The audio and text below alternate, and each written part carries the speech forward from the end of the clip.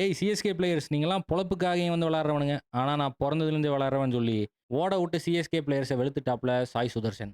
Jurassic பார்க்ல ருத்துராஜ include பண்ணாம போயிட்டேன். என் மேல தவறு தான். உண்மைய ஒத்துக்கிட்டு தான் ஆகணும்.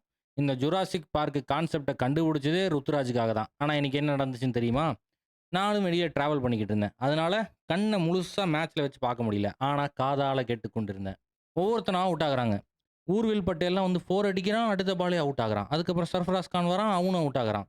தூபேவும், ருத்துராஜும் இருக்கிறாங்க அப்படின்னு சொல்லிட்டு இருந்தானுங்க. என்னது ருத்துராஜோ சாரஸ் கிரீஸ்ல நின்னு ஆடிட்டு இருக்காரா? அதிர்ச்சி தாங்க முடியல எனக்கு. அப்புறமும் அவுட் ஆவான்னு நெனச்சு கேட்டுட்டே இருக்கேன். அவுட் ஆகுற மாரி தெரியல. ஜுராசிக் பார்க்ல இருந்து எட்டி குதிச்சு தப்பிச்சு ஓடிட்டான். ருத்துராஜ் மட்டும் இல்லன்னா, சென்னைனால 158 மோந்து கூட பார்த்திருக்க முடியாது. ஸ்டார்ட்டிங்ல கட்டைய போட்டு நத்த மாரி ஆடிட்டு இருந்திருந்தாலும், கடைசியில சீரும் சிங்கமா, பாயும் புலியா 4 4 4 6கள வெளுத்து 74 ரன் அடிச்சாப்லயா இல்லையா? நம்ம இந்த மேட்ச்க்கு முன்னாடி ருத்துராஜ் சவாரஸ் எவ்வளோ ரன் அடிப்பாப்லன்னு பிரெடிக்ஷன போடுங்க.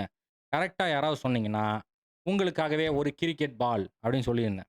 வேலு பிரபாகரன் கரெக்ட்டா 74 ரன் அடிப்பாப்ல அப்படின்னு பிரெடிக்ஷன பண்ணி, இந்த பந்த ஜெயிக்கிறாப்ல. Congratulations Velu. Send me your address. Coming back to the match. 159 run அடிச்சா குஜராத் தமிழன்ஸ் வெற்றி. சுப்பிரமணிய கில்லு 6களா வெளுக்கிறான். பீச்சங்கை கோலி வழக்கம் போல.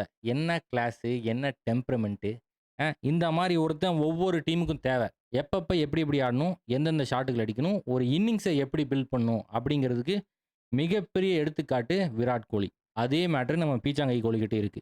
இப்ப மட்டும் இல்ல, பிற்காலத்துல இந்தியாக்கு கொடிகட்டி பறக்க விட போறாப்ல. இந்த மேட்ச்ல கிளாசிக்கல் ஷாட்ஸ தாண்டி சுமார் 7 6 சென்னை சூப்பர் கிங்ஸுக்கு அப்பைஸ் அடிச்சு இந்த மேட்ச்ல குஜராத் தமிழன்ஸ் வெற்றி பெற்று விட்டார்கள்.